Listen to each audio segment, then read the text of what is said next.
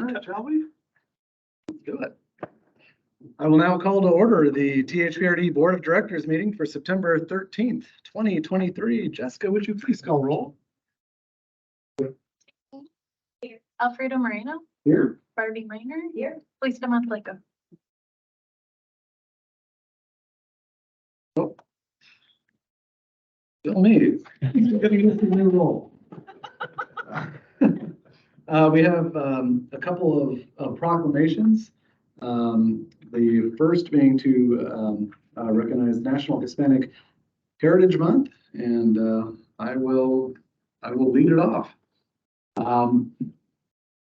Whereas each year, Americans observe National Hispanic Heritage Month by celebrating the culture, heritage, and countless contributions of people of Hispanic descent, and whereas the national observance began in 1968, and whereas THPRD honors and values the unique and rich contributions of all community members and strive to create a welcoming and inclusive park and recreation system that is accessible and welcoming to everyone, and whereas the THPRD community is strengthened and made better by the many contributions of Hispanic people who live in our community, and whereas Hispanic people have had a profound and positive influence on our community, and whereas Hispanic people continue to make important contributions to the cultural, educational, economic, and political vitality of our community, and whereas we honor the rich diversity of the people we serve.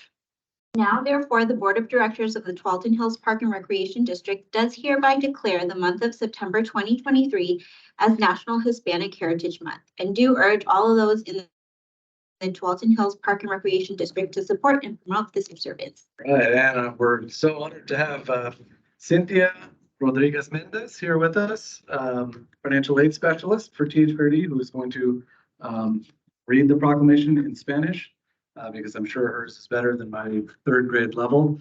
But we're glad to have you. Thank you. Thank you so much for having me. Considerando que cada año en los Estados Unidos se conmemora el Mes Nacional de la Herencia Hispana por medio de la celebración de la cultura, tradición y las innumerables contribuciones por parte de las personas de descendencia hispana, y considerando que la celebración de estas fechas inició en 1968 y considerando que THPRD honra y valora las contribuciones tan apreciables y únicas por parte de todos los miembros de la comunidad y se esfuerza por proveer un sistema de parques y recreación que brinde un ambiente de bienvenida e inclusión, haciendo de él un espacio accesible y abierto para todos. Y considerando que la comunidad de THPRD se fortalece y mejora por las diversas contribuciones de las personas hispanas que viven en nuestra comunidad, y considerando que las personas hispanas tienen una influencia profunda y positiva en nuestra comunidad, y considerando que las personas hispanas continuarán contribuyendo en aspectos culturales, educativos, económicos y políticos que dan vitalidad a la comunidad, y considerando que honramos la enriquecedora diversidad de las personas a quienes servimos. Por lo tanto, en este momento, la Junta Directiva del Distrito de Parques y Recreación de Tualatin Hills declara el mes de septiembre del 2023 como el Mes Nacional de la Herencia Hispana. También instamos a todos los integrantes del Distrito de Parques y Recreación de Tualatin Hills a fomentar y promover dicha celebración. Gracias. Muchísimas gracias, Cynthia. And thank you to the district for everything you have done and are doing in support of the diverse and vibrant Latino, Hispano, Latine communities here in Greater Beaverton. We are now going to read a proclamation to recognize Indigenous Peoples Day on October 9th. Whereas THPRD recognizes that the indigenous peoples of the Americas have been stewards of this land since time immemorial, and whereas THPRD recognizes that the Tualatin Valley was the land of the Atfalati band of the Kalapuya Indians, after whom the valley is named, and whereas THPRD recognizes the area currently known as Beaverton was a Native American village called Chakaipi or place of the beaver, and Whereas THPRD recognizes the value of the many contributions past and present that the Indigenous peoples have made to this community, and Whereas the United States endorsed the United Nations Declarations on the Rights of Indigenous Peoples on December 16, 2010, recognizing the right to the dignity and diversity of their cultures, traditions, histories, and aspirations, which shall be appropriately reflected in education and public information. And whereas THPRD reaffirms our commitment to respect the human rights of THPRD's American Indian, Alaska Native, and Indigenous communities, and Whereas THPRD is committed to honoring the history, culture, and traditions of Indigenous peoples and is committed to ongoing learning and cultural appreciation for Indigenous peoples.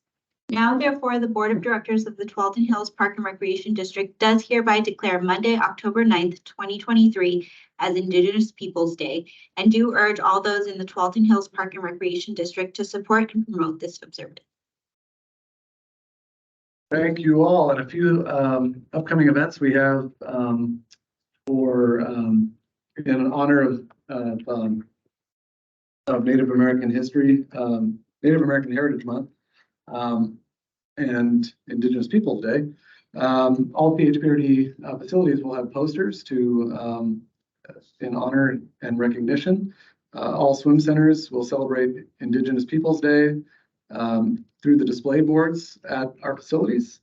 And for, let's see, for Native American Heritage Month, let's see, I think I'm a little off on my paper. For National Hispanic Heritage Month, Thrive After School program will be incorporating educational activities into their curriculum, helping kids learn more about customs and traditions, all ways in which we can walk the walk a little bit more each day. So thank you for that. And now we are moving on to audience time. Do we have any testimony? Okay. He just arrived. Oh, okay. Right. Leo Connor. Can you fill us out or Like me? I believe you can take a seat there, and should be a little button on the microphone. It's my first time guiding someone to do this, so hopefully I don't steer you wrong. You're doing well. Timing was perfect, apparently. Well done. Yep. Well done.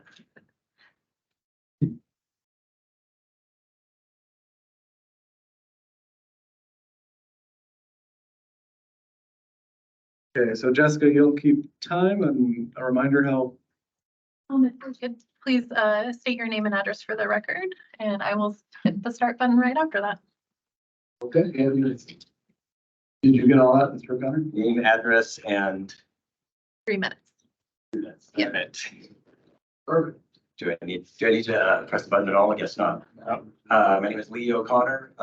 Address is 4667 Northwest Buckboard Drive, Portland, Oregon 97229.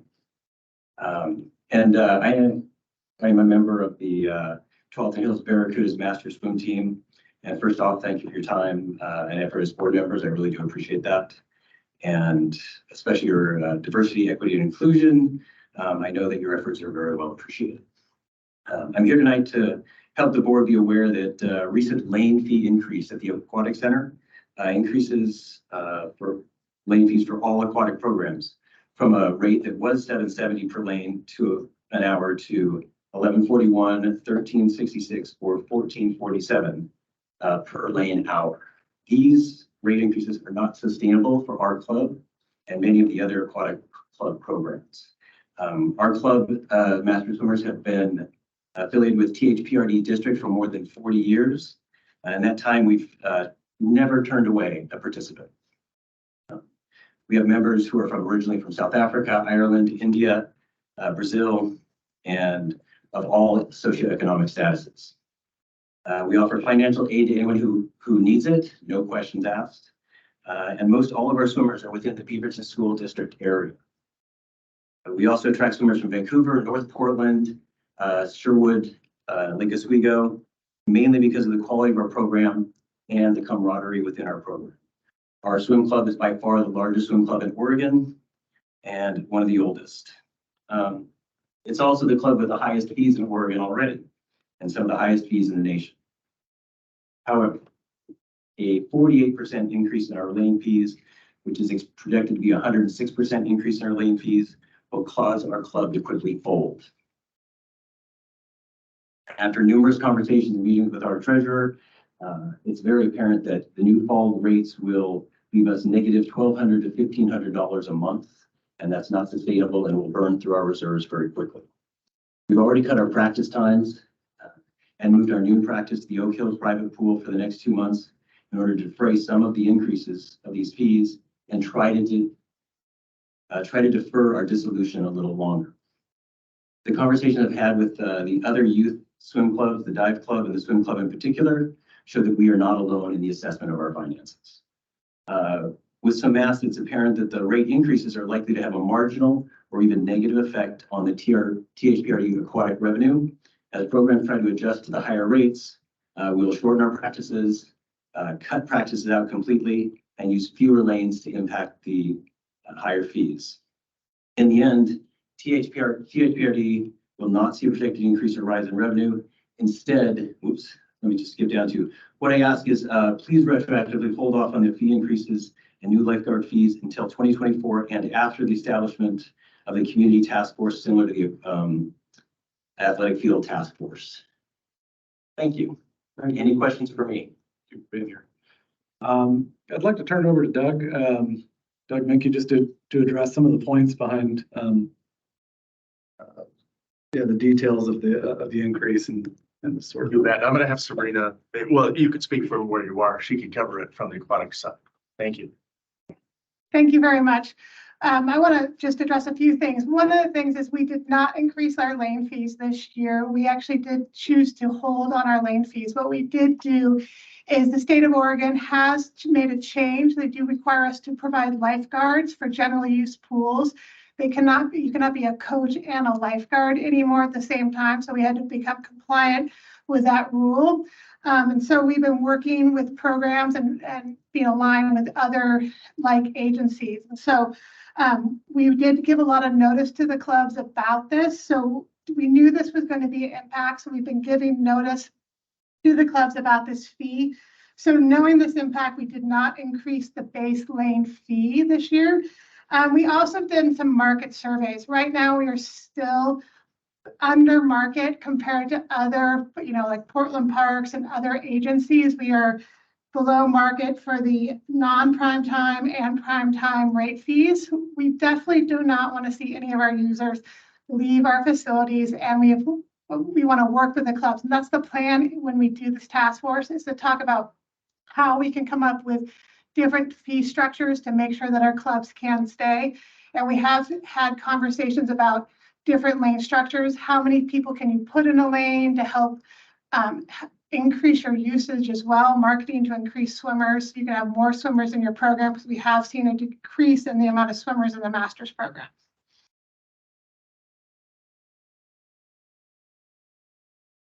Okay, thank you.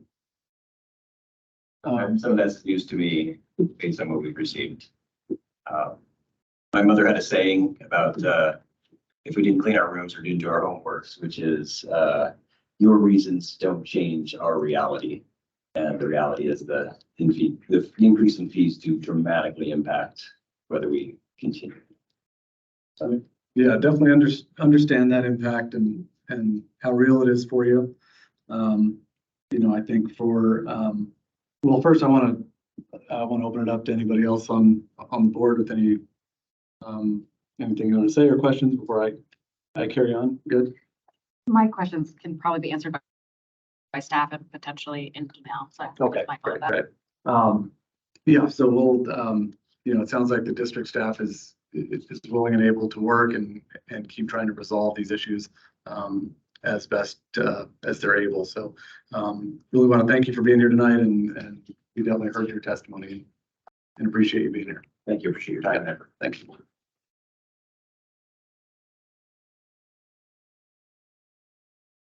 Okay, we are moving on to agenda item number 4. This is board time, committee liaison updates.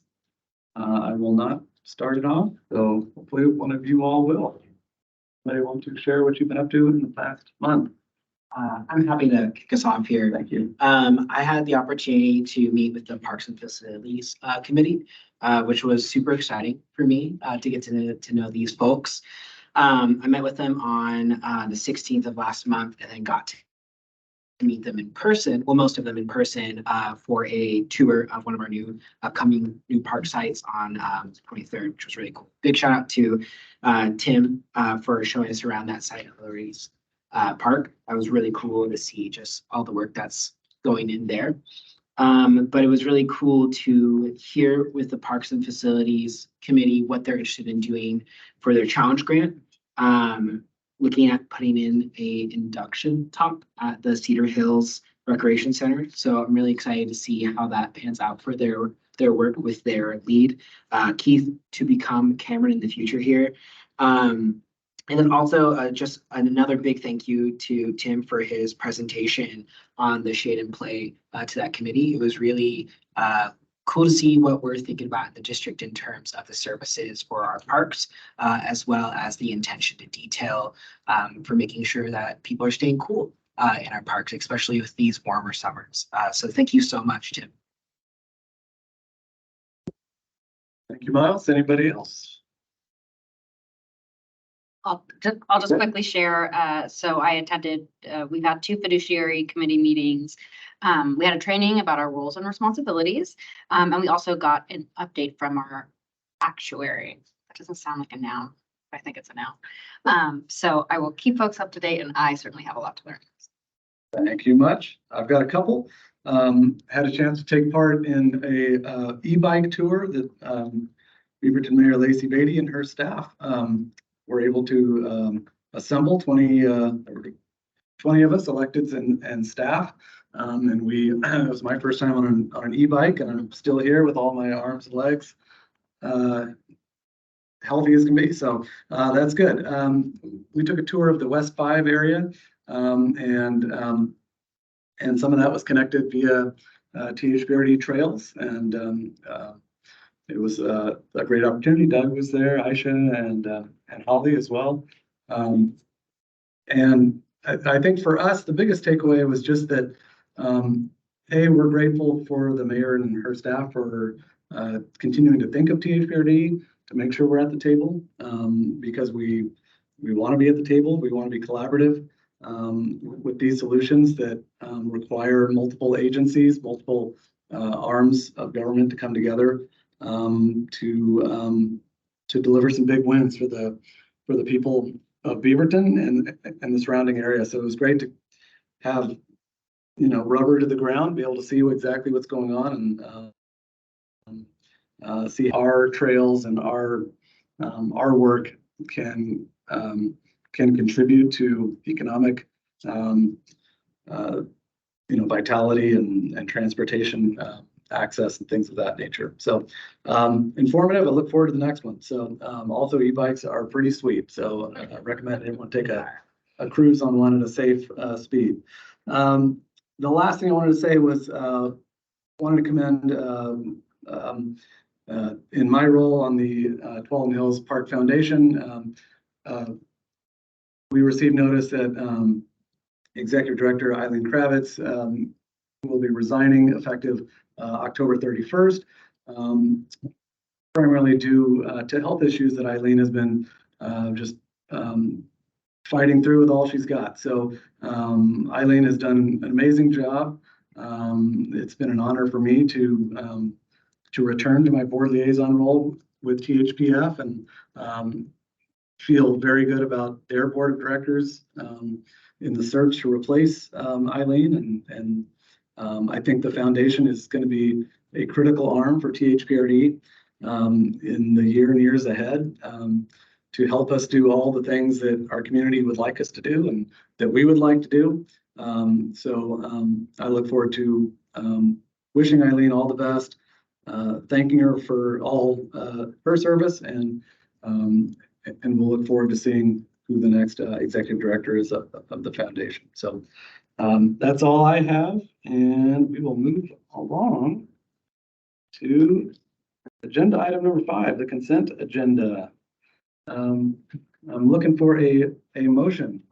Sure thing. This is Barbie, and I move that the board approve the consent agenda as submitted. I'll second. A second. Jessica, would you please? Palacios? Yes. King? Yes. Lisa Montelenco? Yes. Barbie Minor? Yes. Alfredo Moreno? Yes. Okay. Now it's time for legislative update. Aisha and Kylie, we are glad to see you both.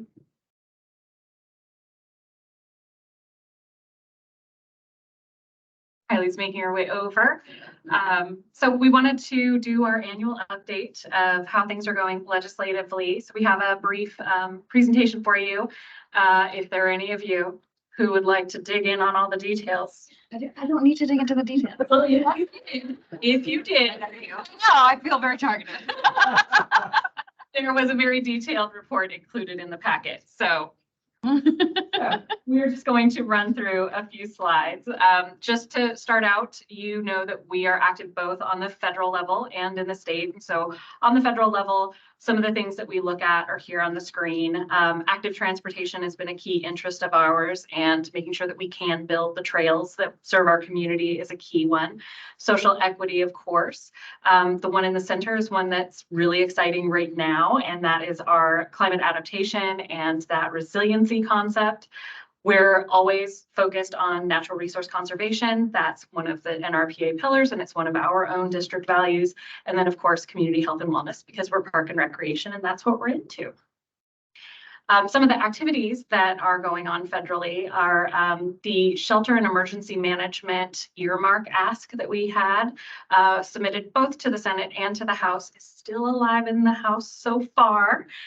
We were very fortunate to have a visit from Congresswoman Bonamici a couple of weeks back and share with her what we had proposed, which was to outfit some of our existing recreation centers with HVAC equipment upgrades to better make those facilities able to be used for sheltering people in the case of extreme weather events.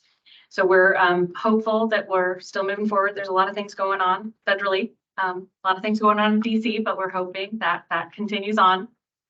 And then one of the great things we've been able to do over the last several months is connecting our lobbyists in DC, Smith, Dawson, Andrews, with our grants administrator, who you will get to hear from a little bit more later tonight.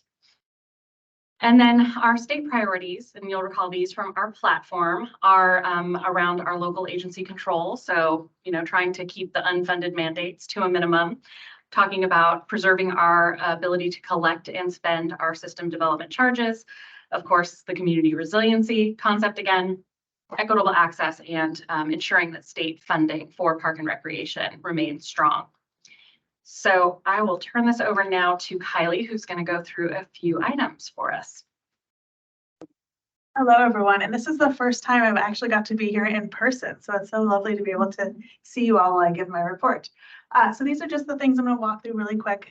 End of session report, which I should have mentioned, is in your packet. It is very detailed, I know. So happy to dive into anything in there that you'd like if at any point. The next thing, THPRD notable bills, trying to highlight those bills that we had a particular interest in or offer testimony on or had meetings about in some fashion or form.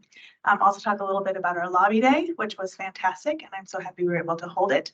And then pivot to a little bit about what's next. So these are our bills of note that passed. Not that these are the most important bills or anything, but these are the ones that we were heavily engaged in or had some position in that was unique that we're able to pass. So the gun control bills, these had a lot of press. House Bill 2005 actually started as a singular bill that had to do with ghost guns, which is about the serialization of guns that are 3D printed at home. 3 different bills became rolled into House Bill 2005, ghost guns, raising the minimum age to purchase most firearms. And then the one piece that we were really interested in, which had to do with banning concealed weapons in public buildings and adjacent grounds. We offer testimony in support of House Bill 2007. Those three became rolled in. The negotiations that ended the walkout pulled back out those two components and left just the ghost gun bill in there. So that was that piece of it. House Bill 2984 was the only pertinent bill that had to do with system development charges, which was really kind of fascinating because there have been session after session of system development charge bills, ideas, thoughts. There was a really comprehensive study done over the interim, which if you're interested in it, it's 100+ pages and really gets into system development charges that came out late into the interim. So a lot of the stakeholders were really prepared to have to dive into this again and do some of that work. This was the only bill that ended up moving forward, and it was Representative Marsh of Southern Oregon, which allows for the conversion of commercial buildings to workforce housing. The impact to SDCs is it doesn't allow for the collection of parks, most SDCs, unless an entity has a specific policy in place by the end of this year related to conversions. We really talked a lot with Representative Marsh, and she really just genuinely doesn't feel like this is going to impact parks infrastructure, the inability to collect parks SDCs on these specific conversions. And she did commit on the record that if there is a bigger impact or this kind of an impact that we are thinking there could be, it does take place, she's committed to coming back and addressing that in future sessions, which we will hold her to. Senate Bill 775 was one that actually came in the waning days of the session. It had to do with getting rid of outdated and inequitable requirements around land ownership for serving as a zone director in those districts. And Director Montalbago actually offered great testimony in person in support of that bill, and it was successful. The last one is if you read my report, which I expect that you did every word from front to back, there were several packages that were offered at the very end of session where because of the timing, because of the walkout, what they did is they rolled a bunch of similar topic bills into one big bill so that there could be less paperwork and we could get more done in those few days. Climate package was one of those, and the report goes through several of those components. It contains a lot of things. I wanted to highlight two for you because they were bills that we actually offered testimony in support of when they were their own bills. One is the Community Green Infrastructure Grant Program. It's just about $6.5 million through DLCD that supports community green infrastructure projects, economic development projects related to community green infrastructure.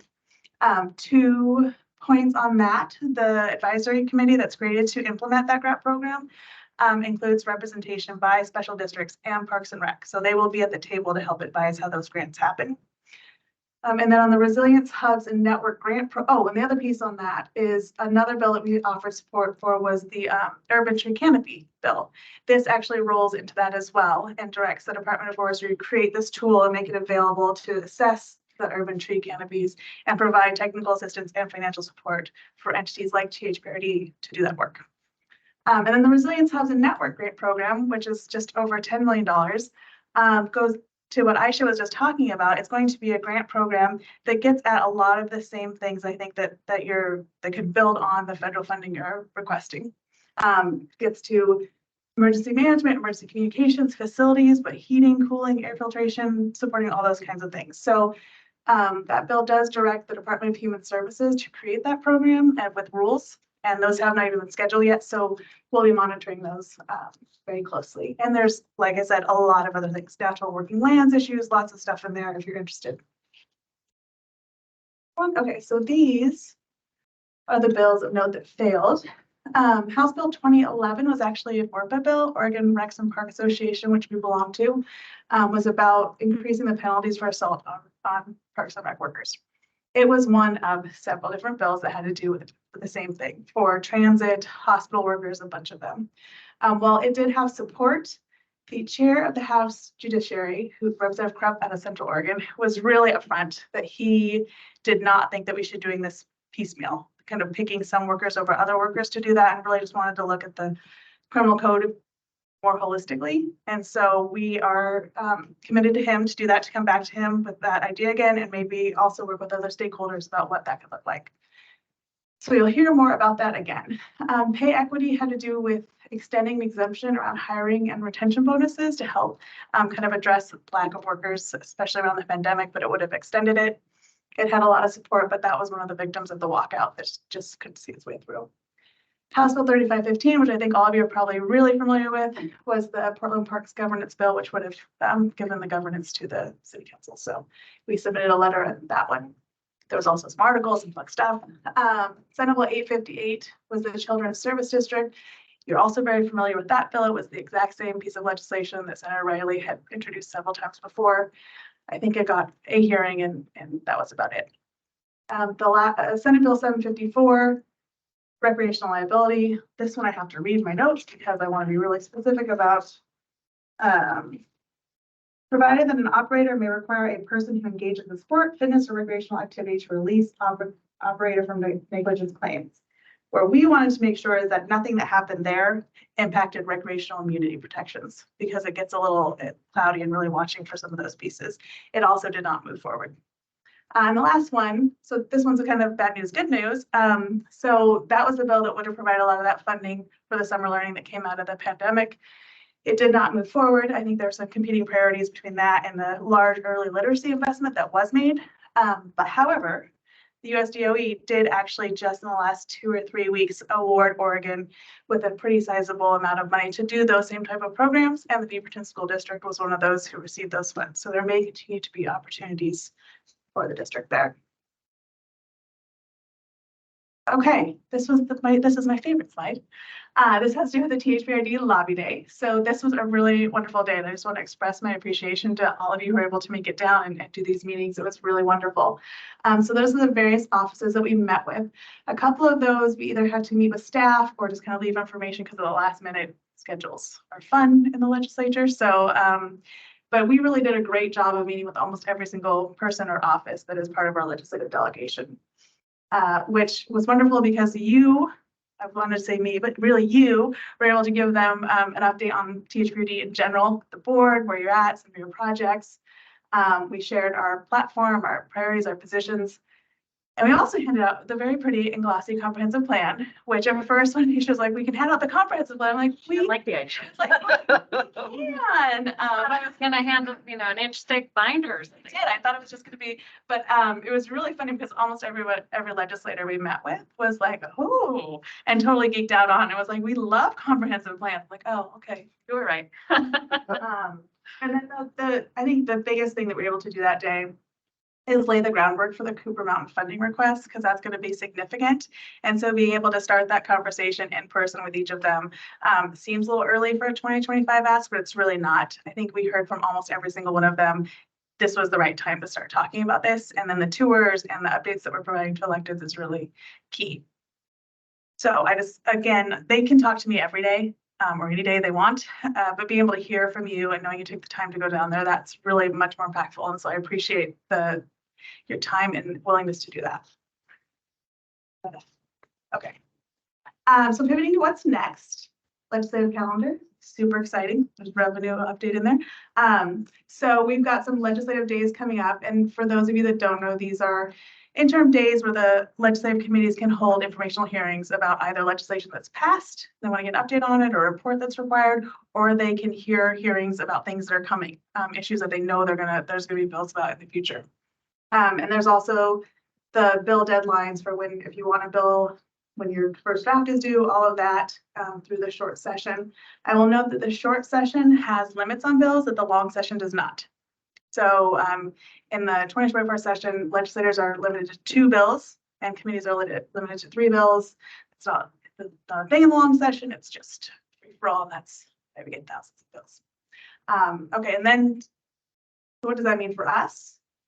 Continue laying a foundation for the 2025 Cooper Mountain Ask. We've got the tour that I've RSVP'd for.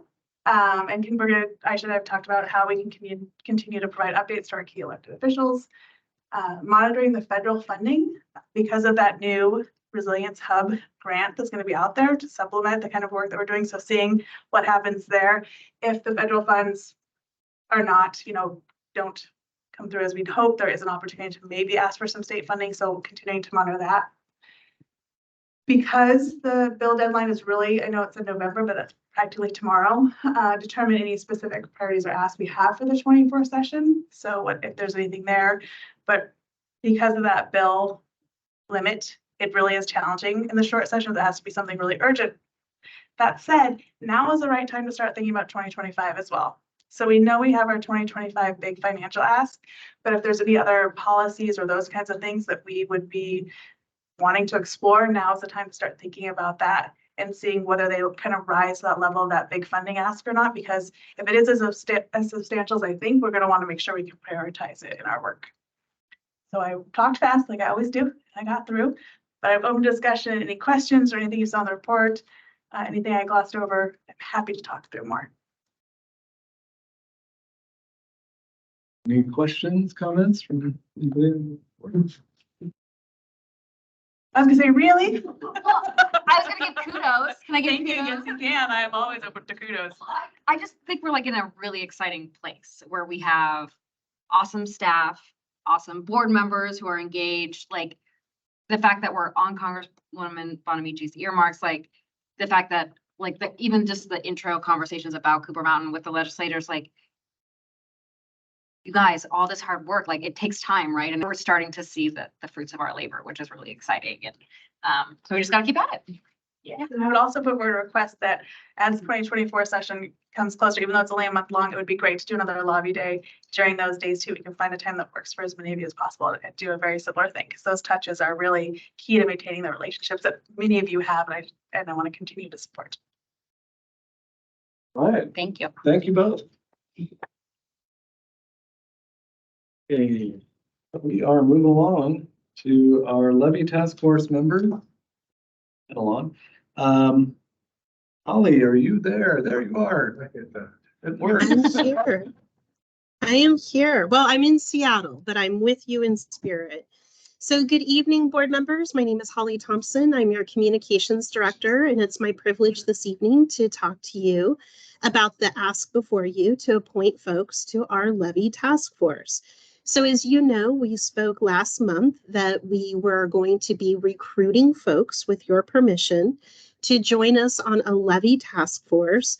The purpose of the levy task force is to advise the board of directors on should we pursue a levy as early as May 2024? And if so, what should the size and scope of that operating levy be? Because as you know, we'll have to go to our voters to ask for their support. So we were successful. We have before you this evening several names to appoint to our levy task force. You gave us a lot of information about what you were looking for and a few pointers, and I just want to give a few highlights and say it was my privilege to interview these folks and to talk with them about their passion for the district.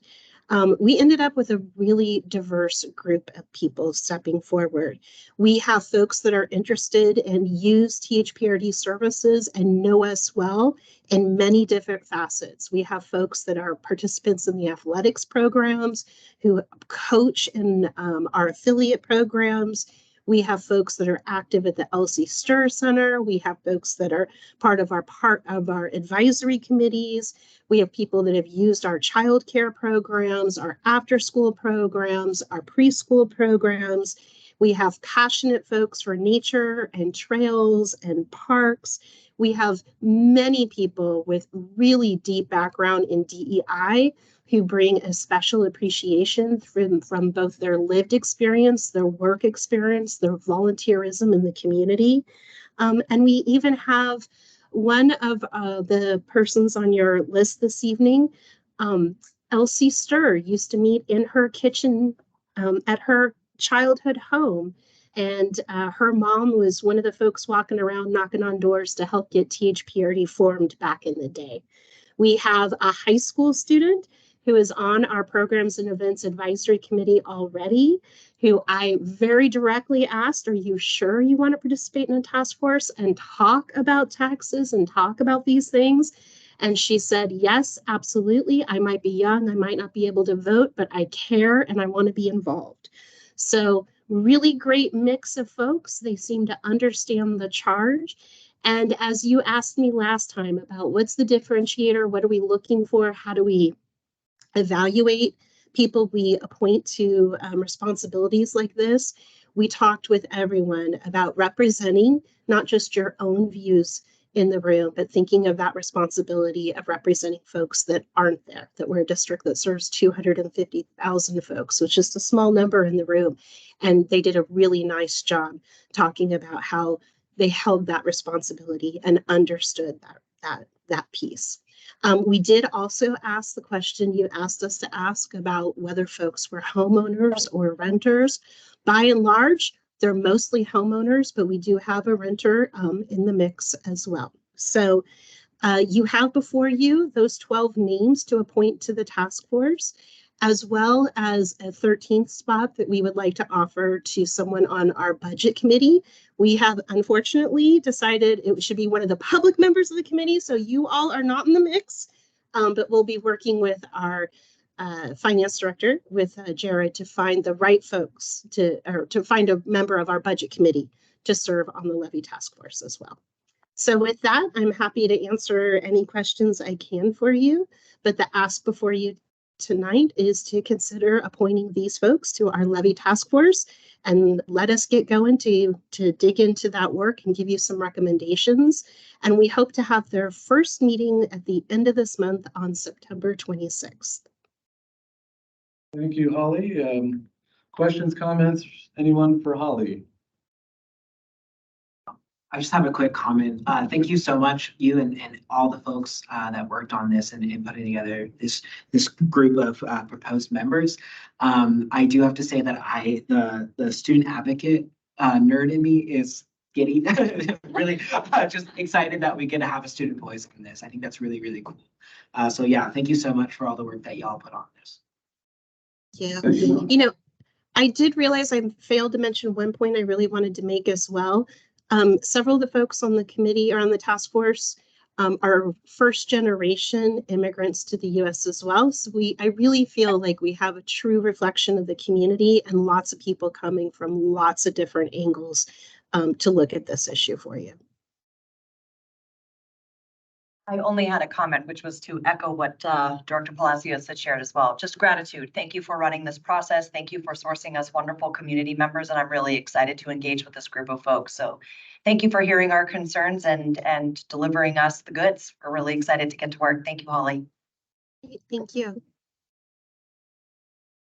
Yeah, thank you, Holly, for all this work, and I'm excited about these folks. I'm curious.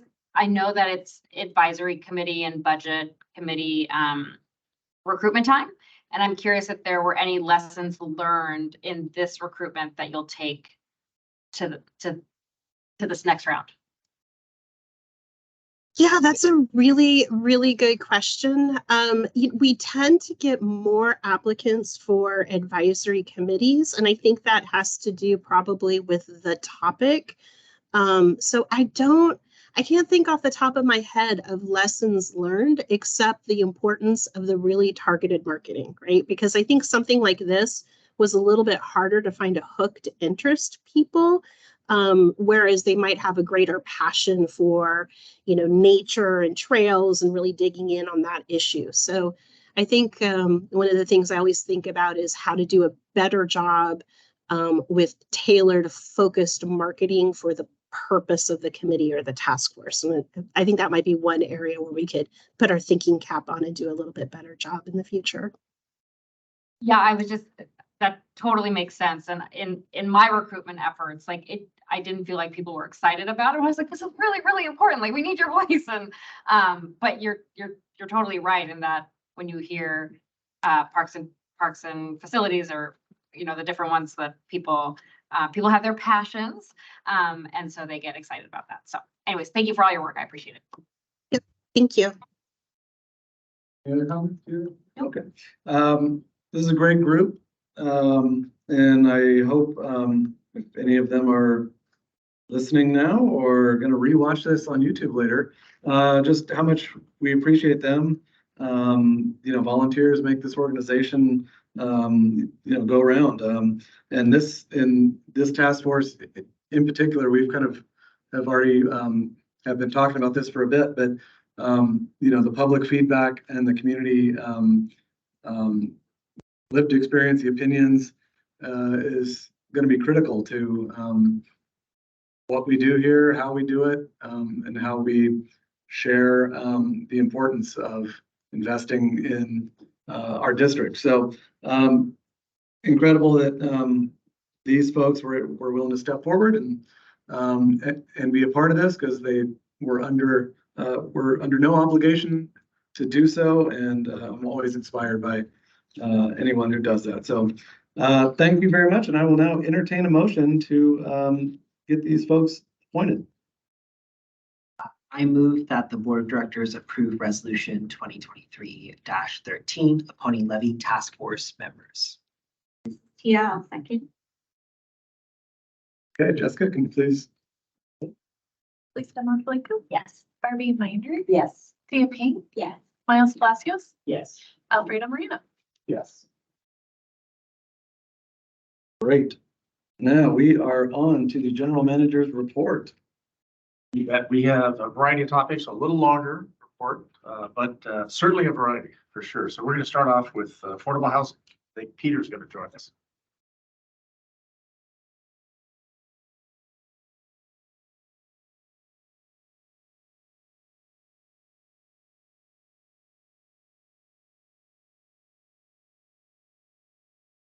Good evening. Good to see all of you. I think I haven't had an in-person meeting with you yet, so.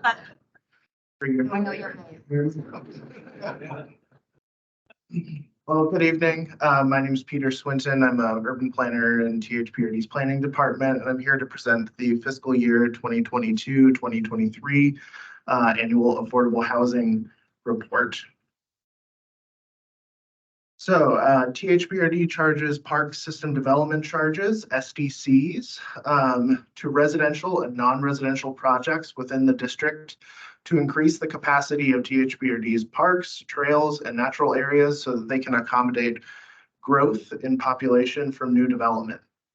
This ensures that new people living and working within the district have access to high-quality park and recreation services without compromising the services we offer to existing residents. Despite the need to collect SDCs, THPRD recognizes the need for affordable housing in our community is at odds with market forces that make it more profitable to develop market rate housing over affordable housing. So to incentivize production of affordable housing, THPRD provides waivers on SDC fees through Resolution 2020-24. This policy directs staff to provide 100% waivers of SDCs for qualified regulated housing units restricted to those earning less than 30% of the median family income, and a 50% waiver of SDCs for units restricted to those making between 31 and 60% of median family income. Among other requirements, developers seeking SDC waivers must record a deed restriction, ensuring that the housing units will remain affordable for the next 60 years. The district recognizes that affordable housing SDC waivers reduce the amount of SDCs the district collects, complicating how the district can serve residents living in newly developed affordable housing projects. To try to solve for this, THPRD seeks grants to ensure the district continues to provide excellent parks, trails, natural areas, and facilities for all current and future residents. To track progress towards this goal, staff track the number and value of waivers provided to developers, as well as the grants awarded to the district and the number of grants in THPRD's grant pipeline, with the goal of balancing the value the district places on incentivizing affordable housing with the financial impact of waiving SDCs. So in 2022-23, THPRD issued affordable housing waivers on 2 projects, freeing up almost $750,000 in funding to build new multifamily affordable housing developments in South Cooper Mountain and Cedar Mill. So to contextualize the impact of these waivers, I'd like to showcase one of the 2 projects that we worked on in 22-23, named the South Cooper Mountain Goldcrest Apartment. The apartment will build 75 apartment units, 74 of which are affordable. Developed in partnership with the Bridge Housing Corporation, 14 of the Goldcrest Apartments units will be targeted to families making less than 30% of area median income. And 60 are allocated to those making between 31 and 60%. Located at Southwest Goldcrest Lane near Mountainside High School in South Cooper Mountain, the building will provide a variety of apartment sizes, allowing it to accommodate individual residents and families. Located a block from Shoals Ferry Road, the project will have good access to public transit with the future extension of TriMet's bus line 56, which will connect riders to the west side and Fan Oak Creek trails, as well as the Washington Square Transit Center and Washington Park MAX stations for regional transit trips. So Resolution 20-24 also includes sunset provisions that are triggered after THPRD waives SDCs on 632 affordable housing units, of which 225 must be reserved for those earning less than 30% of median family income. Upon adoption, and this goes into effect upon adoption of a new SDC methodology or by a resolution of the board modifying the current resolution or rescinding it. As such, staff are tracking progress towards that unit cap. To date, THPRD has provided almost $2 million in affordable housing SDCs and on 376 affordable units, which represent about 60% of the total cap. Of these 376 units, 103 are reserved for those earning less than 30% of median family income, and 273 are reserved for those between 31 and 60%. THPRD will be able to provide another 256 waivers before Resolution 2020-24 sunsets, and 122 of those units must be reserved for families earning less than 30% of median family income. In a moment, Gary Keck and THPRD's planning manager and Leilani Garcia, THPRD's grant administrator, will discuss how the grants offset the impact of affordable housing waivers. But I would like to pause and take a moment. Thank you for the opportunity to speak with you. Happy to answer any questions that you may have about this program. Thanks, Peter. Do we have questions, comments? I have a question. Peter, do you know if our waiver, the 100% waiver for the 30 MFI, if that's encouraged development more for those? Like more, if we didn't offer this thing, would more people be doing more of the 60s, or it's kind of forcing developers to do a little bit more 30s? I don't know if you're able to answer that or if you hear talks of that at all. I don't know about larger market forces. I do know that there's a variety of programs throughout the metro area that are incentivizing affordable housing development. I do see more 31 to 60% waiver requests come across my desk.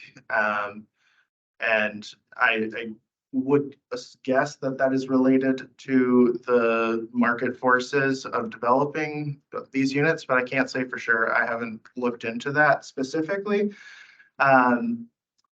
So what I can say with respect to how are we encouraging these is when I see developments that are happening within the district, we have a great relationship with the city of Beaverton's planning department. So when I see those applications come across my desk, I inform the developers about the availability of these waivers and look towards walking them through the process so that we can try to bring those projects in rather than waiting for them to come to us.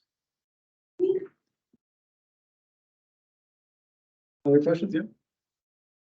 So exciting. So happy. Thank you. I'm curious, with the 256 units left, do you have a sense of how long that'll take before we hit that cap? Yeah, so we average about 34 30% units and 31 to 60% units a year. We currently have one project that's in the pipeline that we know will take up all of that for the 30% and about half of that for the 60%, which would leave 89 30% units and 87 60% units left in the cap. So currently, I don't see that we would reach that cap this year, but I know the board has asked for updates as we sort of run up to that cap.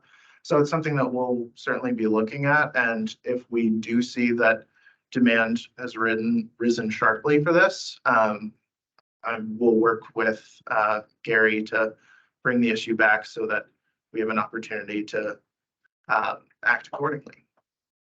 I mean, I'm not like worried or something. I will hit it at some point, and I know there's things in the pipeline that we don't even know about, right? So, but thank you. I love these. Thank you. Anything else? Comments, questions? Good.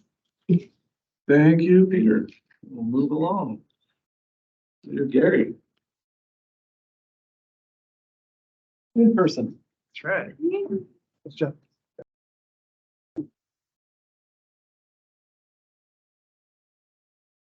And Giovanni, sorry. Of course. Well, thank you for having us tonight. My name is Gary Keck. I'm the planning manager for the Park District. And with me is Garcia, who's our grant administrator. I'm here to just introduce her. It's her first meeting with us in person.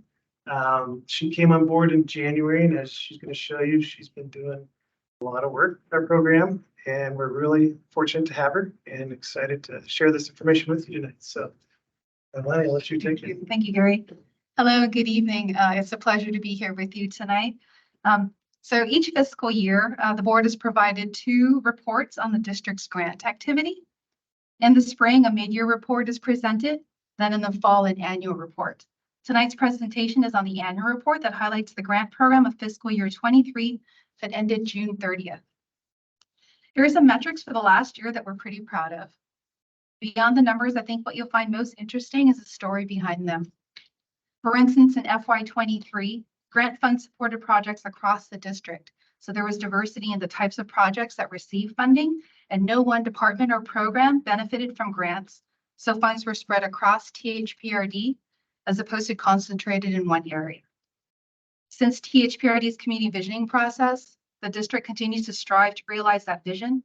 In FY23, each of the 4 goal areas in THPRD's Vision Action Plan was supported by at least 1 grant. Grants also supported the board's values and district priorities for FY23 that include leading with equity with special attention to racial equity, environmental stewardship, and commitment to community vision. And of the 28 grants that were submitted in FY23, all but 4 were submitted between February and June, primarily because the district was without a grants administrator for the entire second quarter of the fiscal year. So while the numbers tell one part of the story, we wanted to highlight a few projects to tell another, because ultimately what these numbers reflect is THPRD's effort to either maintain, increase, or enhance the services provided to the community. So the first project we wanted to highlight is one that was funded by the Oregon Department of Education. THPRD received a Future Ready grant award to support the Diversify and Nature Experiences and Workforce Training, or NUT programs. The Future Ready grant enabled THPRD to provide paid work experiences for youth of color, exposing them to a wide variety of careers in parks and recreation. Youth were able to choose a field of interest and jobs available in the district, which, as you know, there are many types of jobs. They were then paired with a job coach who supported their success on the job, and a mentor who provided guidance in career and educational advice. And whenever possible, youth were paired with a staff with similar racial and lived experience background. The next project we wanted to highlight is a really fun one. Made possible by DEQ's Clean Fuels program via the PGE Drive Change Fund. THPRD was able to purchase not 1, but 2 electric vans. These vans have been added to the mobile recreation fleet and made their debut at this year's Big Truck Day, followed by the Try Together Pedal Run and Dip event. The addition of the electric vans increases the capacity of THPRD to deliver adaptive and nature recreation, in addition to fitness and art programs across the district at parks, recreation centers, and community partner sites, serving youth and adults alike who may not have access to recreation programs. While the district may be increasing its mobile fleet, the district's carbon footprint is reduced, supporting climate resiliency. And the final project we wanted to highlight is one that was made possible through a Land and Water Conservation Fund, or LWCF grant, from the Oregon Park and Recreation Department. This grant enables THPRD to build phase 2 of Abbey Creek Park located in North Bethany. This project is a wonderful example of the role community has in shaping the services provided by the district. Phase 2 of the park's development that is funded by the grant includes the addition of amenities determined by the input of over 700 people from the park's surrounding neighborhood. 700 is a pretty impressive number and is a testament to how effective our community engagement staff is here at THPRD and the reputation of staff out there in the community. Some of the amenities that will be added included a toddler area with sensory play panels, a shelter with flexible seating, and my favorite, a teen zone. Teens in the neighborhood wanted a space that was all their own with a gaming picnic table and multi-level seating. So as we look forward to fiscal year 24, it will consist of continuing to make progress on the completion of $21 million in active grant projects. We'll wait to hear the decision of pending grants, one of them being the congressional directed community project grant that requests nearly $950,000 in federal funds that is being championed by Congresswoman Suzanne Bonamici, who had the opportunity to shine a spotlight on the grant project when she toured the HMT complex with other local officials last month. The grant steering committee will be working on operationally transitioning from updating the district's grant strategy from every 3 to 5 years to annually. And this change will enable us to be more proactive and responsive to internal, external environmental conditions as they arise. And so that's what we'll be looking forward to in FY24. So this concludes the annual grant report for fiscal year 23. However, I did want to take a moment to express my gratitude to the THPRD board, the leadership team and staff, in addition to Eileen Kravitz, the executive director of the Tualatin Hills Park Foundation, for supporting grant activity this year. Because the strides we've made securing grants to meet the needs of our diverse communities would not have been possible without your support. So thank you. Happy to answer any questions you may have. Leilani, I just want to first welcome you. We're so excited to have you and thank you for helping be a part of this family and helping get all this money for us. It's just really exciting and we're just so lucky to have a great grant writer to get all of this stuff for us and your team. I did have a specific question connecting to the previous Peter's thing presentation. But so do we know of these grants, how much is SDC focused that makes up for what we're waiting for? I just want to see if we're kind of on the mark of, because I look, Snoop, love it. Electric mobile vehicle, totally love it, but that doesn't fill the bucket of our SDC waivers that we're doing. And I just want to see where we're comparing to for that. It's a good question. Off the top of my head, and correct me if I'm wrong, about 4.6 million of that 6.1. Okay. We had 617,000 go to Abbey Creek, which you just saw. We ended up getting around 1.9 million to help with the West Side Trail Bridge design that will go over Highway 26. And then we also got another 2 million to help with the Beaverton Creek Trail project that we've been working on for quite a while. So at Flower East, we ended up getting 750,000 for construction. So those 4 projects are SDC related. So Okay. That would be in excess of the 2 mil, right? yeah, well, thanks. Yeah. Yes. So high five. Oh, we're ready to reach our goal. Just hand them out. I know. Other questions, comments? Yes, please. So nice to have you here. Thank you for all your hard work. I am completely overwhelmed by the Inflation Reduction Act and all the opportunities and the, it's just a lot. And I'm curious how you are looking at it. Because there are a lot of opportunities, but like we don't have capacity to apply for everything. Like that's not realistic. That's not strategic. So, and I know there's so much unknown, but I'm curious how you're looking at it going into next year. Well, what I found is that in vetting the grants that are available through the Inflation Reduction Act thus far, many of them are specifically for states or municipalities. And so we aren't technically eligible to apply as the lead applicant. However, there are opportunities that I think that we can partner up with our friends at the City of Beaverton or at Metro or, with other organizations to partner up on some of these grant opportunities as they move, as they kind of present themselves. So, but I have kind of an alert. So any grant that comes through that is something that we might be eligible for, I do vet them to see if we could be a lead applicant or not and how it fits within the values and the budget book, basically, and all the projects that are priorities for the district. Yeah, I mean, I so appreciate that. I think it's, as I've been looking at it with my work hat on and also Parks hat on when I can, and just as a community member and someone who pays taxes, and it is an overwhelming amount of money. It's the volume of how many different grants there are. It's an exciting problem to have.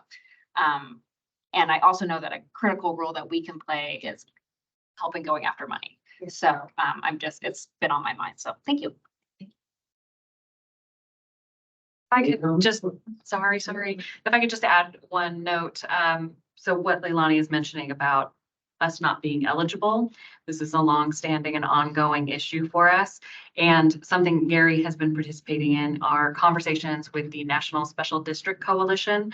And they have been working on the definition of special districts and are actively promoting that special districts are always included in the list of jurisdictions that would be eligible for this funding. So we acknowledge that's a challenge.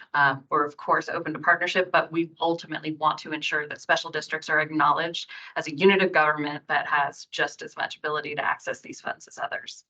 Look, Gary. Bravo, thank you. Anybody else?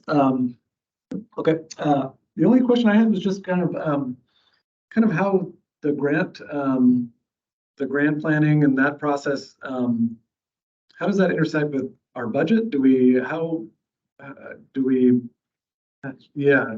a forecast that we're hoping to fill, and how volatile is that from year to year, from place to place? Just, I mean, you can keep it high level because I clearly am right now. But It's a good question, and we have a meeting coming up with our grant steering committee to talk just about that. okay. But moving forward, our thought is after the board has their retreat in the fall, where you come back with values and priorities, which helps us start putting our budget together, that's exactly when we'll sit down with our grants as well to see how we can find grants that might fit those priorities that come out of that, as well as our comp plan, strategic plan, and vision plan. So each year, like Leilani mentioned, we're going to start updating our grant strategy. Instead of doing it every 5 years, we're going to look at it each year so we can change as we need to each year. Because grant funders change their priorities too each year, and waiting 5 years might just be too long for us. So in general, is there just we're expecting more or less to get here, and as far as grant funding, is that something we have a pretty good idea of what is a reasonable expectation, and we can go, all depending on what, surfaces, or how does that? It kind of depends on what surfaces, because a lot of our bigger grants are construction related and they go in cycles. Like a lot of the federal funds are not every year, they're every 2 years. So we have been seeing grants go up and down with the capital type work. It also depends on our staff availability and the 5-year SDC plan that you all adopt each year, and how much work we can handle on our side as well. So right now, we've got a lot of construction going on, and we've been fortunate to get 2 big grants for that. Well, 3 actually. We might see a little lull in capital based on those parameters: staff availability, the SDC programs forecast, the capital improvement list, what's next on the list. We're also always looking for grants to help for land and other items like that. So we'll know each year where the priorities are. We're working really closely with the program staff, you'll hear here shortly, and trying to help them with their needs and maybe opportunities they see for us to help them promote the work that they're doing.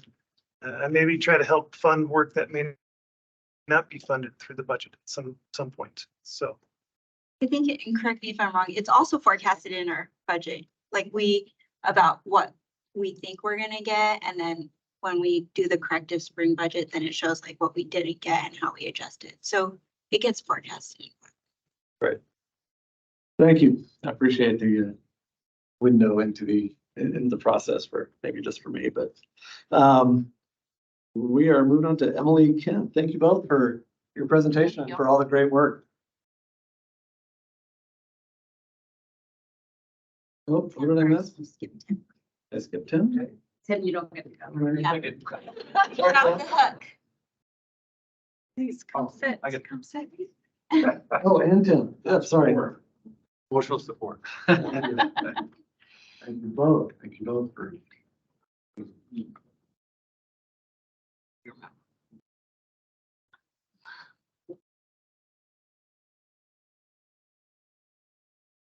Board. Thank you for having us here tonight. I'm Emily Kent, Sports and Inclusion Manager, and I have Tim Bonnet, Development Supervisor, here with me this evening to give an update on our pickleball action plan and maybe introduce to you what that is and what we've been working on.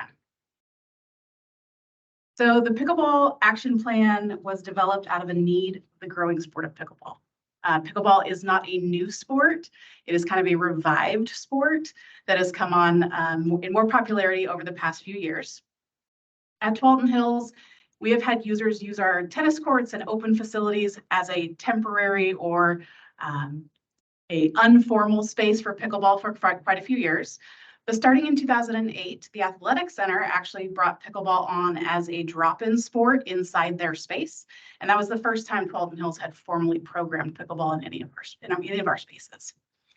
In 2019, we created space at our tennis center to create more opportunities for pickleball. And with all of that and the popularity and those spaces being booked, there became a need to have a formal plan on how we were going to help grow this sport in our area. So in 2020, staff put together a pickleball plan. It is an internal working document to track what are our hopes and dreams, where can we make programming changes, what does the community want, and research areas for the growing sport. Some of the areas in our plan are, of course, how do we program this great sport? Pickleball is the fastest growing sport in our nation. Over the last 2 years, it's grown in 28%. So we definitely have a need across the nation and here in our area to keep growing those programming opportunities. Over the last year or so, some of the program expansion that we've done have included tournament rentals. So bringing in outside agencies who do this across the nation and bringing up pickleball tournaments to our area. Court reservations at both the tennis center, indoors and outdoors, Cedar Hills Park and Raleigh Park as outdoor reserved court space times, drop-in times at our athletic center, Garden Home Recreation Center, and Conestoga. We definitely asked our partner facilities to say, if you have space open, we know we can fill it with pickleball opportunities. So that has been a great partnership. We have classes and clinics at both our tennis center and now recently in the fall at the LC Stewart Center. They have a single court behind their facility and filled those classes immediately. So that's exciting. We have netball and paddle checkout opportunities at the Athletic Center and Cedar Hills Recreation Center. So members of the community who want to engage in pickleball, but don't want to go get their own net, want to take it to one of our community spaces or courts to use it, can check those out for free and take it to their location to go play, check it back in when they can. One of our new partnerships is we actually have a league starting this fall with the USTA. USTA has also recognized that pickleball is a growing opportunity, and so they're going to help us run our first league this fall. So lots of programming changes happening, trying to be dynamic in the different offerings that we have to those who are competitive in more of a tournament, some who want leagues and lessons, and those who are new and just want to try out this growing sport they've heard about. One of the other opportunities we have and things we have to strategize on is facilities. We have to have spaces to run these programs. So some of the facilities we have grown, we currently have 33 outdoor courts officially lined with pickleball spaces. Informally, individuals can take nets and set up on any tennis court, but having the lines is really nice for them to have.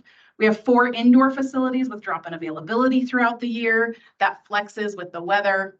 In the winter, we try to offer more indoor opportunities than in the summer and spring. And we are always analyzing existing tennis courts for the feasibility of adding additional pickleball lines. So we've worked with our planning department to help create a map of the district and all existing tennis courts, pickleball courts, what has where, how are we evenly distributing these opportunities throughout the district, and we continue to update that as we make changes. And then one of the other large areas we have that we always look at is public engagement. What's our public telling us? Looking at users and how often opportunities are coming up and how many people are engaging is a great tool, but also what are people saying and what are their needs? So throughout the year, we have worked with partners in the USTA and creating the league and hearing from them what they're hearing from their community. There's an organization called Pickleball is Great, and they run tournaments throughout the country. So working with them and using their expertise and their longevity in the sport and how we can continue to grow. And then, let's see, we did a presentation to the Parks and Facilities Advisory Committee to engage them in our plan and where we're at in our planning. And then we also have constant conversations with players and community members who live around the courts. So that's kind of where we're at with the pickleball plan, some of the things we take into consideration. So I'd like to share with you some of the challenges we've had with this, with any growing and new sport. There are some challenges that come along the way, so we're working on those and aware of those as well. One of the larger challenges that I think is an assumption people make is that pickleball players are tennis players who are aging out of the system. And that is not true. In fact, tennis over the last 2 years had 22% growth and is the second largest growing sport across the nation. So this leads into the challenge of if we're using tennis courts to grow programming, that means less tennis programming, but both are growing at a rapid rate. So we have some facility challenges and where do we program? Weather, we live in Oregon, and in the spring and the summer, we have a lot of opportunity to play out in the community. And things go well, but when it is winter, we have a lot of engagements with patrons who are trying to find spaces to continue to play year round. Noise is a new factor that you have likely seen in the news. This is with any new sport, people don't know until they experience something firsthand. So tracking noise complaints from neighbors who live near courts, community members who have concerns about, I live by a tennis court, are you bringing in a pickleball court? Trying to gather as much data as we can on the noise of pickleball. And there's just not a lot of long-term data.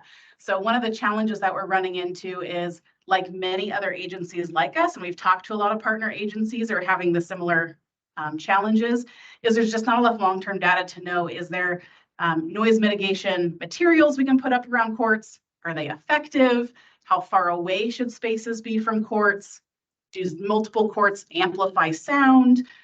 So there's a lot of data coming out, but none of it is long-term enough or solid enough. And unfortunately, we haven't found a lot of community partners who have found a great solution for the noise, but continue to stay engaged with them to see if someone does and what we can do about that.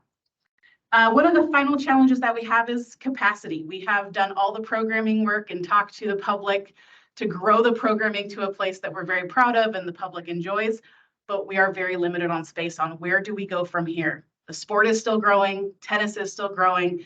How do we move into a space where we can keep our public's need for the sport to grow moving on? So with that, we're going to talk about a opportunity, and that's what Tim is here to talk about, is one of our potential opportunities in this sport.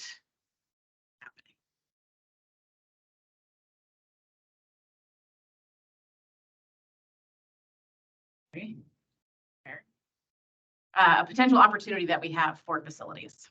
Yes, so one possible solution to ease capacity is to convert the Hardin Stadium court into a dedicated facility. The HMT complex is an ideal location as there is staff at the Babbitt Hornstein Tennis Center and Athletic Center to support operation of additional courts. And Hardin Stadium is centered within the campus and buffered from the residents to the east. Along with building a dedicated pickleball facility, we would consider covering it in the winter with an air-supported structure, similar to what you see here on our other courts. This would allow for year-round play, but also the air structure could be used for other events, such as an emergency shelter. Staff have retained a consultant to explore converting Hardin Stadium into a dedicated pickleball facility with an air-supported structure and to provide an estimated cost of construction, which we will share with the board at a later date. We have information. With that, if there are any questions, we're happy to answer them. Thank you both very much. Any questions, comments? I will say, when I was knocking on doors, when I was doing my first election, pickleball was like the one thing that like stood out the most. And then I had no idea what pickleball was. I was just like, okay, these people are all asking you for more pickleball courts, but I had no idea what it was. Then pandemic hit, and I think like a lot of people, that was like the one outdoor thing you could do. Totally get it now. So just want to throw that tidbit out. But I did have a few questions. I wanted to make sure. So I love that we have the courts and or the nets and the paddles to rent.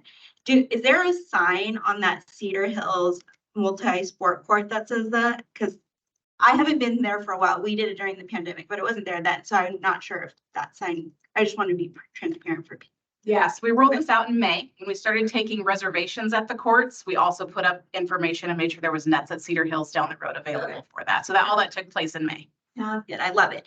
The other question I wanted to know is, are like drawing the lines on the tennis courts expensive? Like, are we not able to just massively go out there, like to the ones that are not in surrounding neighborhoods, like the other courts near Cedar Hills or, you know, all those maybe Somerset Park and stuff, where there's like more distance away from homes, and just massively paint lines on everything? Yes and no.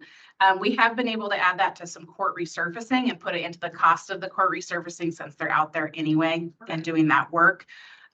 Not all of the courts are ours. So we have Twelton Hills owned courts and Beaverton School District owned courts. And so we've been able to have some conversations with them, but they do host high school athletic events on some of those courts. So not every court is eligible to be added.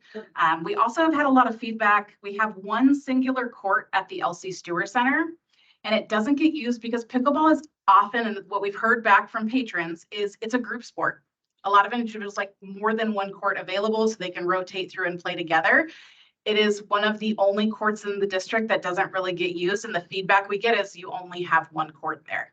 So that's another consideration that we have to have, is multi-court spaces with the distance from a neighbor that Twelton Hills owns. So that's what all of our mapping work is right now, is making sure that we are strategically placing them throughout the district in spaces that are appropriate. Sure. My last question is, Hardin, that was donated, right? So if we talk to the family that donated that? Yes. Okay. You'll really appreciate the following. Had very good, well, you named it.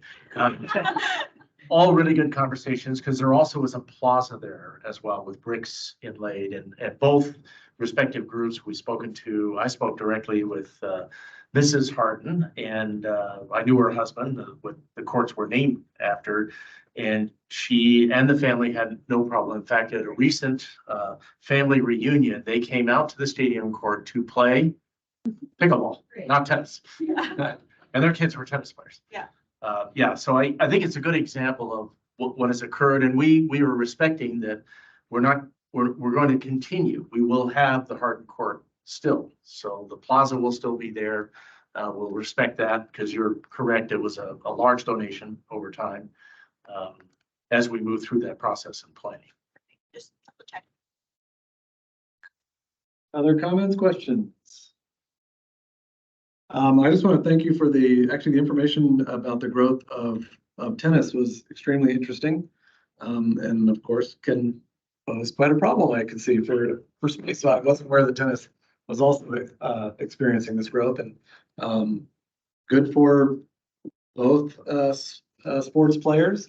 And I hope we can amicably and reasonably find ways to accommodate them all within the confines of our budget and that sort of thing. So thank you all very much. This is really interesting stuff. Look forward to hearing what's coming down the line. So thank you, Tim, for being here. Sorry I missed you in the first intro. It looks like, Emily, you're staying put, and we're bringing some more folks. Andrew, Kristen, and Cynthia again. Maybe? Andrew's going to join me in the beginning, and then we'll swap out. Anyway, come on up from the side.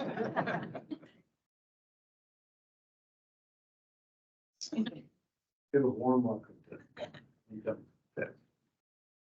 Okay, so thank you again for having us. I have Andrew Jack Jackman, aquatics manager, here with us tonight. Joining us a little bit later will be Cynthia and Kristen. We'll swap out with them towards the end of our presentation. And we're here to give you kind of a summer programming recap and a fall update on where we are with all of our facilities and programs. To start us out, just want to acknowledge summer programs and registration and the growth that we had this year. We're very excited about this and the increased programs offered and the resulting registrations that we had. We had a 7.13% increase in registration and over a 14% increase in programs offered. So excited to be able to bring those back. A lot of that is a reflection of increased hours of facilities and be able to offer more programs throughout the summer. For our sports and inclusion programs, you can see a list of great highlights and fall things to come. One that I would like to highlight is our Try Together event. It is a new triathlon program that we started this year that we want to turn into an annual event. It is a combination of what used to be the family triathlon and the Try for Youth program. Working with staff across the district to try and come up with an accessible space for anyone that wants to participate. We had about 100 registrations this year, great partners involved. It was a really fun day, a lot of great feedback from community members who participated and looking to increase the amount of people that we have next year and partners and some really great ideas on what we can do moving forward with that event. One fall program I want to highlight is a partnership with Toyota. This is actually our second season of partnering with them. We partnered with them this summer for adult kickball and softball, and they approached us and said, how can we partner and sponsor you this winter? So they are actually coming to us with $20,000 to sponsor youth and high school adult basketball at the athletic center to cover staff, uniforms, giveaways, championship prizes. So a very generous sponsorship for them to help support those programs in our building. So we're very excited about that. One short story I wanted to share because I love the work that we do and how it impacts our community is with our kickball league. We did have a unified team this year that participated and got some feedback from them. And a unified team is those with and without disabilities participating together. They were in an adult kickball league. And they just wrote back to us, one quote that I'm going to read is so impactful for the work we do and a reflection of staff. One of their members said that, I want to thank everyone involved in the Adult Kickball League at THPRD. We joined this league as a unified team and we had such a great experience with everyone involved. The other teams were very supportive. I spend my day as a teacher constantly advocating for students with special needs. This was such a refreshing experience to be welcomed without any extra efforts. Thank you, and we are excited for next year. So that's such a reflection of staff, making sure that they're welcoming people. And one individual on their team really had a dream of umpiring. So staff set it up and they let him umpire one game, was treated wonderfully by both teams. Teams definitely said he was the best umpire of the year. And he is in the process of potentially becoming one of our employees as gym staff in the athletic center now.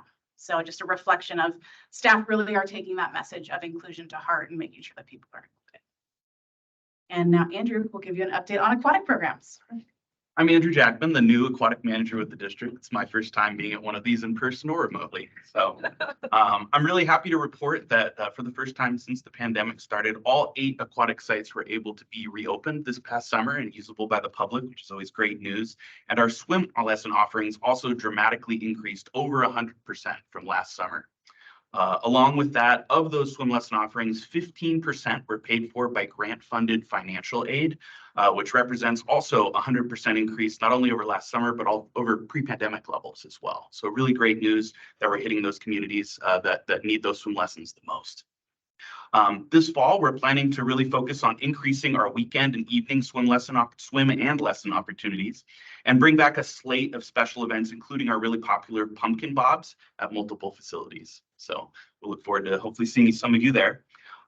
With this next slide, I'd just like to transition over to Kristen Smith, our recreation manager, and Cynthia Rodriguez Mendez, our financial aid specialist, to continue the presentation.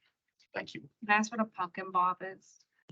We put a bunch of pumpkins in the water and children are able to kind of select a pumpkin to come away with that while swimming in the pool. It's an extremely cute event. I recommend coming out to those. Or adults. Yes, that's true. Children or adults.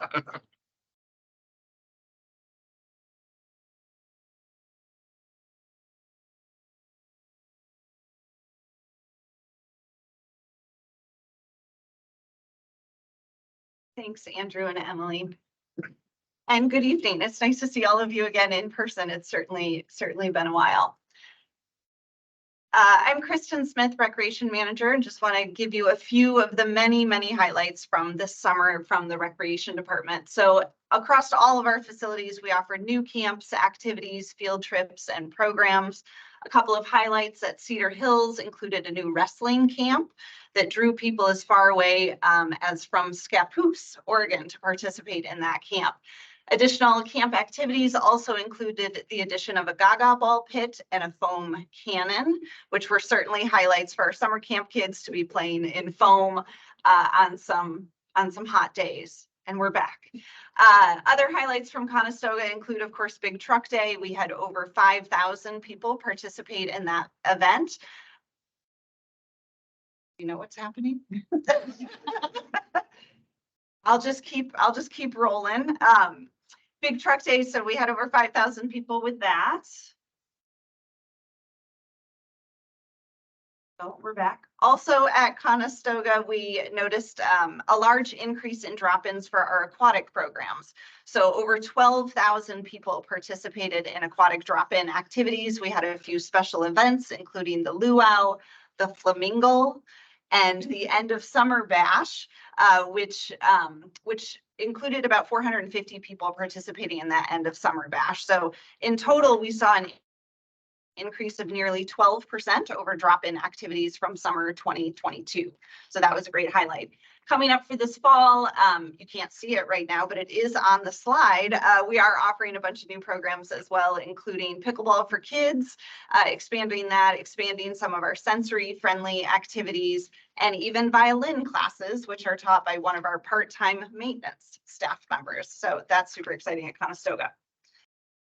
I may wait and pause. We'll see if we get the next slide. Great. Then I'll provide an update on nature. So picture trees and plants and animals, you know, walking down the trail, right? So highlights, a long version. Highlights from the Nature Center include, we once again offered nature camps at 3 locations. So the Tualatin Hills Nature Center, Cooper Mountain Nature Park, and the Jenkins Estate. We also mentioned earlier is our NEWT program, so our Nature Experiences and Workforce Training. This summer, we started out with 7 interns in that program. In total, they worked over 1,100 hours supporting our summer nature camp programs, as well as our summer nature mobile program out and about in parks across the district. By the end of the summer, we ended up with 6 interns, and that is because one of our interns was a second-year intern, and we hired them as a staff member, which is exactly what we want that program to do. So we were happy to go down from 7 to 6. The next slide is going to be really difficult, so I might wait a minute. Maybe we'll come back to it at the end, but no, we're not. Great. Everybody has it. Perfect. I think I don't need to see it, but if you can see it, you'll be interested in the numbers. Great, because the next slide does outline our fall registration. So another big event for us in the summer. Fall registration started August 13th. And you can see, probably in very small print, but you can see a 4-year snapshot of registration numbers. We primarily look at the comparison between 2023 and 2022, and by all accounts, it's moving in exactly the right direction that we want. So increases both in registration as well as increases in revenue numbers over 2022. We do also include numbers from 2019, pre-pandemic, just to kind of see where we're at, but we take those with a big chunk of salt, simply because not all of our facilities are open the same length of hours, the same number of days, nor are we offering the same number of programs that we did in 2019. So we're aware of those numbers, we reference them, but it's still an apples to oranges comparison. What we really look at is the year over year, and we are steadily increasing both in registrations and in revenue. Right before fall registration is our Centro de Bienvenida event, and so I will let Cynthia tell us about how that went. Yeah, so I will talk a little bit about Centro de Bienvenida. Centro de Bienvenida is for English language learners and financial aid families. By providing early access language specific services, we are able to honor federal law, which requires we provide meaningful access to English language learners in our community. A few highlights I would like to share is our continued partnership with the Migrant Education Program and the McKinney-Vento Program from the Beaverton School District. Oh, yay, Rebecca, yay. We had the participation of families from Lutheran Community Services, which is a new partnership for us. And we had 12 languages spoken, which include Spanish, Arabic, Russian, Tamil, Punjabi, Nepali, Farsi, Somali, Hindi, Telugu, Oromo, and Dari. And I wanted to share a moment from Centro de Bienvenida. I tabled at Aloha High School at an outreach event with our partners, Wake Up Beaverton, and met an Arabic-speaking patron there who I gave information about our financial aid program and information about Centro de Bienvenida. And they went to Centro for the first time. We created them a brand new account and applied for financial aid. They used their funds to register all 4 of their children into swimming lessons.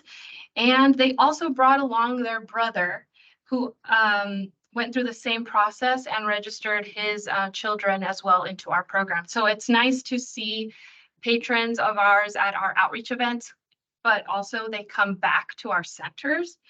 And it was great to see him at Centro de Bienvenida, looking for me, asking for me, where was I?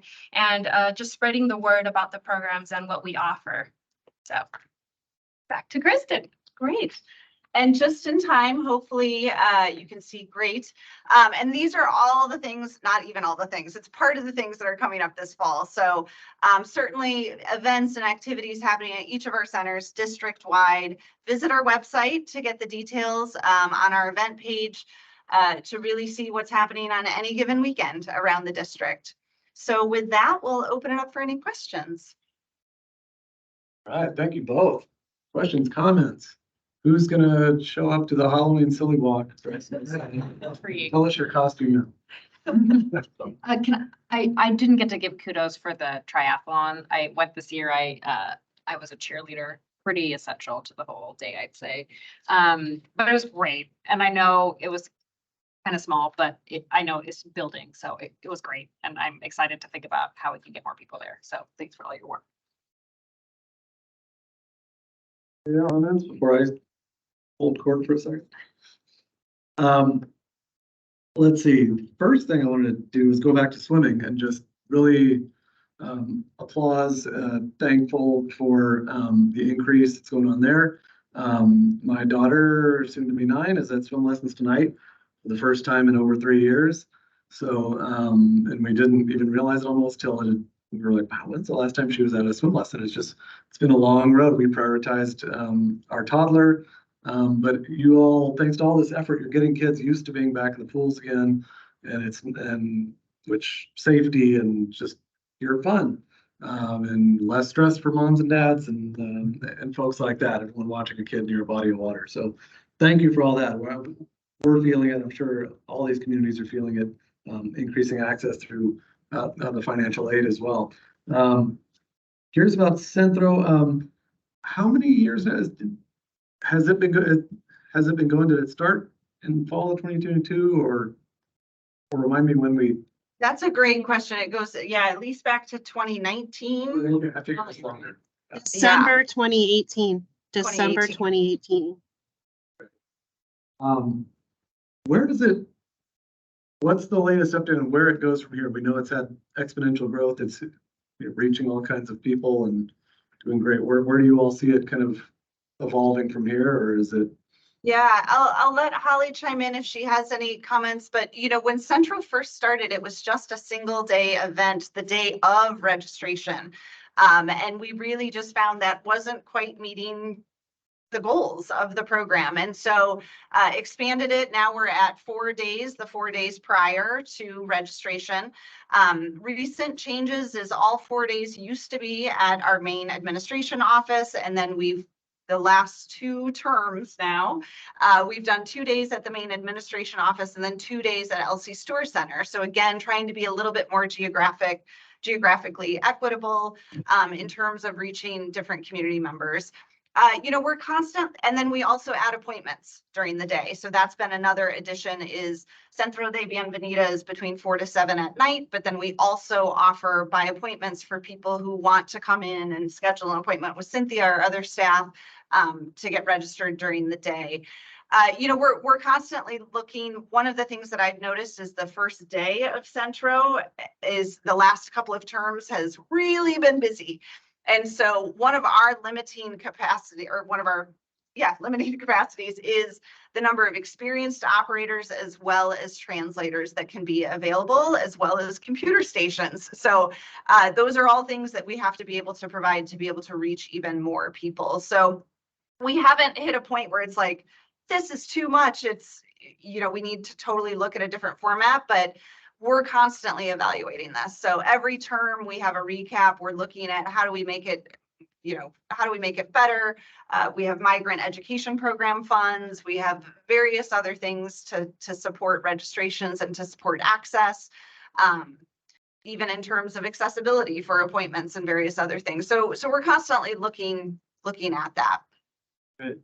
If I could jump in, Alfredo, I just want to say thank you for that question. I loved that question.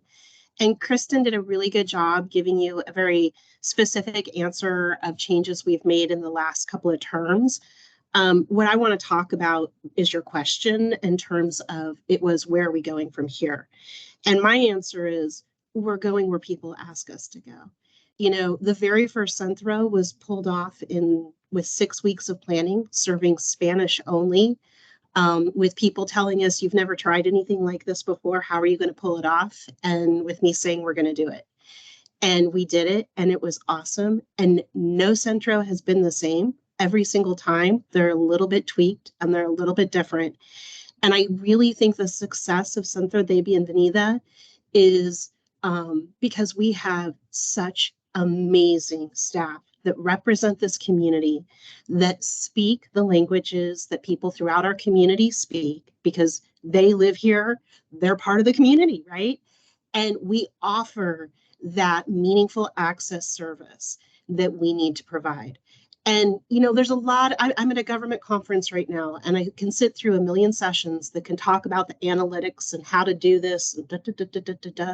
It's really about listening to people, finding out what they need to remove the barriers, and adjusting what we do. So I hope my answer to your question is, I hope Centro continues to change year after year, because if it doesn't, we're not adapting to the people that need it the most. And it is, Sabrina has shared some amazing statistics with us about the number of families through Centro that are getting in swim classes for the first time that weren't in them before because they got pushed out by that 8 a.m. competition. And this is, I think, one of our most impactful equity initiatives and an example of how THPRD does things different. We don't sit in a room and analyze and think we have the answers. We go talk to the people we serve, and we constantly adjust, and we're not afraid to adjust on the fly as we go session to session, because we're going to learn and grow, and that's how we roll. So I really think it's something special that we do, and I hope it's always different. Thank you for that. You should consider trying for a national community engagement award sometime with that approach. It's very effective. So thank you all. I mean, I know this is time intensive, budget intensive work, but sounds like, exactly what I knew would happen. Word of mouth, people talking to people, increases the visibility of the district and the awareness of our resources. And so that's what it's all about. So I'm going to be quiet now unless anyone else has anything else before I grab this gavel. And I'm going to say that this meeting is adjourned. Thank you all. Thank you.